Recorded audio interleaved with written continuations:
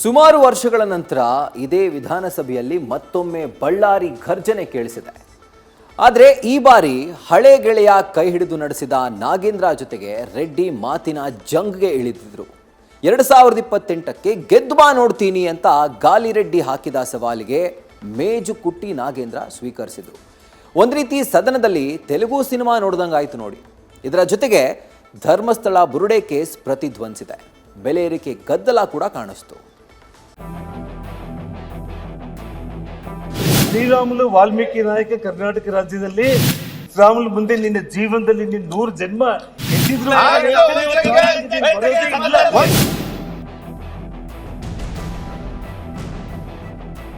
ನೀವು ನನ್ನನ್ನು ಸೋಲಿಸ್ಬೇಕಾ? ಸೋಲಿಸ್ಕೊಳ್ಳಿ. ಜನತಾ ನ್ಯಾಯಾಲಯದಲ್ಲಿದೆ. ನನ್ನ ಸತ್ತ ನಾನು ತೋರಿಸ್ತೀನಿ. ನಿಮ್ ಸತ್ತ ನಾನು ಸ್ವೀಕಾರ ಆಯ್ತು.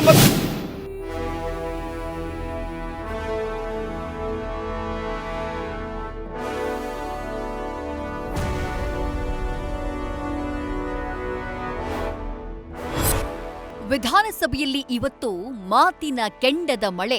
ರಾಜ್ಯಪಾಲರ ಭಾಷಣದ ವಂದನಾ ನಿರ್ಣಯದ ಮೇಲಿನ ಚರ್ಚೆಯ ವೇಳೆ ಆಡಳಿತ ಮತ್ತು ವಿಪಕ್ಷಗಳ ನಡುವೆ ಸಮರವೇ ನಡೆದು ಹೋಗಿದೆ. ವಂದನಾ ನಿರ್ಣಯ ಒಂದ್ ರೀತಿ ಖಂಡನಾ ನಿರ್ಣಯದಂತೆ ಕಾಣಿಸ್ತು. ಅದರಲ್ಲೂ ಬಳ್ಳಾರಿಯ ಬೆಂಕಿ ಸದನದಲ್ಲಿ ಧಗ್ಗನೆ ಹೊತ್ತಿದೆ. 100 ಜನ್ಮ ಹುಟ್ಟಿ ಬಂದ್ರೂ ನೀನು ಲೀಡರ್ ಆಗೋಕ್ಕಾಗಲ್ಲ, 2028ಕ್ಕೆ ಗೆದ್ದು ಬಾ ಅಂತ ಗುಡುಗಿದ ರೆಡ್ಡಿ, ಕೆರಳಿದ ನಾಗೇಂದ್ರ. ಶಾಸಕ ಸುರೇಶ್ ಕುಮಾರ್ ಆಗ್ರಹ ಮುಗಿತಾ ಇದ್ದ ಹಾಗೆ ಶುರುವಾಗಿದ್ದು ಬಳ್ಳಾರಿ ಲಡಾಯಿ. ಟಾಲಿವುಡ್ ಆಕ್ಷನ್ ಪ್ಯಾಕ್ ಸಿನಿಮಾ ಡೈಲಾಗ್ಗಳು ಸದನವನ್ನ ನಿಬ್ಬೆರಗಾಗಿಸ್ತು. 100 ಜನ್ಮ ಹುಟ್ಟಿ ಬಂದ್ರು ರಾಮುಲು ಎದುರು ನೀನು ಲೀಡರ್ ಆಗೋಕ್ಕಾಗಲ್ಲ ಅಂತ ಹೇಳಿ ರೆಡ್ಡಿ ಗುಡುಗಿದ್ರು. ಈ ಮಾತಿಗೆ ಮೇಜು ಕುಟ್ಟಿ ನಾಗೇಂದ್ರ ಸವಾಲ್ ಸ್ವೀಕರಿಸಿದ್ರು. ಸದಸ್ಯರಿಗೆ ಹರಿದ್ರು ಅಂತ ಹೇಳ್ತಾ ಇದೆಯಲ್ಲ. ಶ್ರೀರಾಮುಲು ವಾಲ್ಮೀಕಿ ನಾಯಕ ಕರ್ನಾಟಕ ರಾಜ್ಯದಲ್ಲಿ ಶ್ರೀರಾಮುಲು ಮುಂದೆ ನಿನ್ನ ಜೀವನದಲ್ಲಿ ನಿನ್ನ 100 ಜನ್ಮ ಎತ್ತಿದ್ರು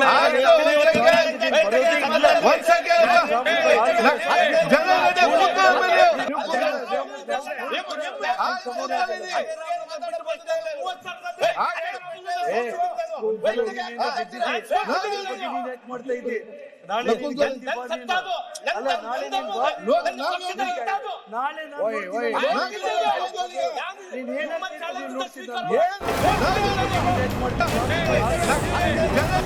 ನಿಮ್ಮೆಲ್ಲರ ಉದ್ದೇಶ ಏನಿದೆ? ಒಂದು ಕಾಲದ ತಮ್ಮ ಹಳೆ ಗೆಳೆಯ ನಾಗೇಂದ್ರ ಜೊತೆ ಗಾಲಿ ರೆಡ್ಡಿ ರಾಂಗ್ ಆಗಿ ನಿಂತುಬಿಟ್ರು. ಸತ್ಯ ಅಸತ್ಯಗಳ ನಡುವೆ ಬಾಣ ಬಿರುಸುಗಳ ಪ್ರಯೋಗದ ಮಧ್ಯೆ ವಾಕ್ಸಮರ. 2028ಕ್ಕೆ ಗೆದ್ದು ಬಾ ಅಂತ ಹೇಳಿ ರೆಡ್ಡಿ ಸಡ್ಡು ಹೊಡೆದು ಸವಾಲ್ ಹಾಕಿಬಿಟ್ರು. ಮಾಡ್ತಾ ಇದ್ದೆ.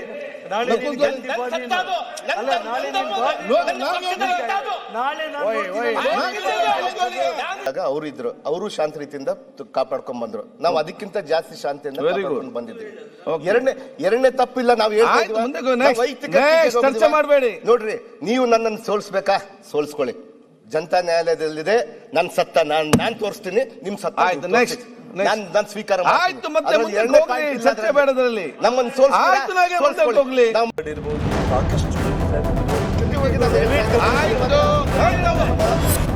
ಬಳ್ಳಾರಿ ನಾಯಕರ ಮಾತಿನ ಚಕಮಕಿ ತೀವ್ರ ಸ್ವರೂಪಕ್ಕೆ ಹೋಗಿ ಪರಿಸ್ಥಿತಿ ನಿಯಂತ್ರಿಸೋಕೆ ಸ್ಪೀಕರ್ ಹರಸಾಹಸ ಪಟ್ರು.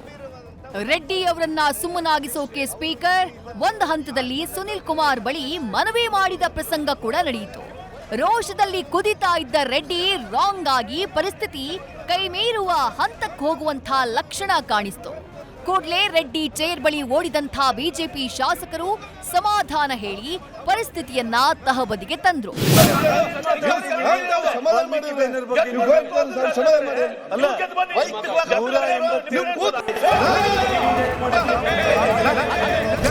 ಸುರೇಶ್ ಕುಮಾರ್ ಜೊತೆ ಪ್ರಿಯಾಂಕ ಬೆಲೆ ಏರಿಕೆ ಕದನ.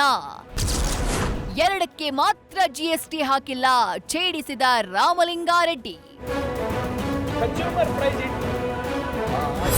ಇನ್ನು ದರ ಏರಿಕೆ ವಿಚಾರ ಪ್ರಸ್ತಾಪಿಸಿ ಬಿಜೆಪಿ ಶಾಸಕ ಸುರೇಶ್ ಕುಮಾರ್ ಪೆಟ್ಟು ತಿಂದ್ರು.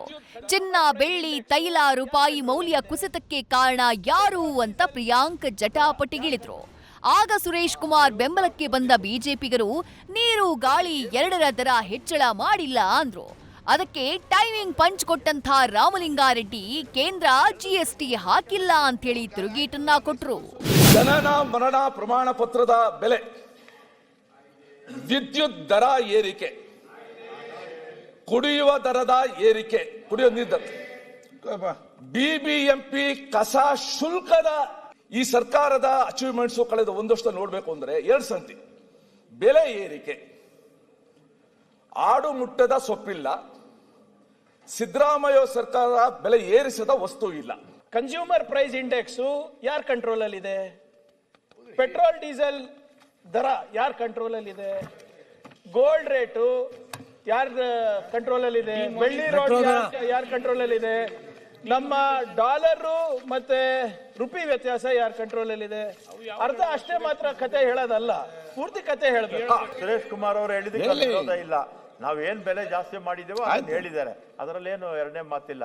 ಆದ್ರೆ ಕೇಂದ್ರ ಸರ್ಕಾರ ಗಾಳಿ ಮತ್ತೆ ಬೆಳಕು ಎರಡಕ್ಕೆ ಬಿಟ್ಟು ಉಳಿದಿದ್ದಕ್ಕೆಲ್ಲ GST ಆಯ್ತಲ್ಲ. ಧರ್ಮಸ್ಥಳ ಬುರುಡೆ ಕೇಸ್, ಪವಿತ್ರ ಕ್ಷೇತ್ರಕ್ಕೆ ಅಪವಾದ, ಅಪಚಾರ. ಸದನದಲ್ಲಿ ಎಸ್ಐಟಿ ವರದಿ ಮಂಡನೆಗೆ ಸುರೇಶ್ ಕುಮಾರ್ ಆಗ್ರಹ.